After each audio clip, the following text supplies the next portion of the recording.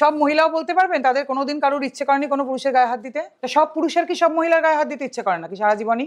মানে পুরুষ মাত্রেই তারা মহিলাদের গায়ে হাত দেন?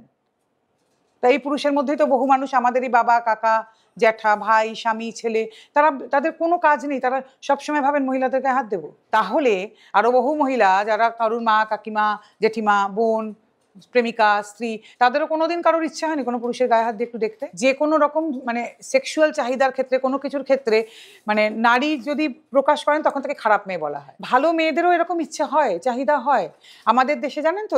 আগেকার দিনে, এখন তো হয়তো নিশ্চয়ই চিত্র বদলেছে, মায়েরা মেয়েদের শিখিয়ে পাঠাতেন বিয়ের সময়, তুমি কিন্তু আগে থেকে কোনো চাহিদার কথা, তোমার শারীরিক চাহিদার কথা বলবে না, তাহলে তোমার স্বামী মনে করবেন তোমার আগে অনেক অভিজ্ঞতা আছে। এটা কি আমি জানতে চাই।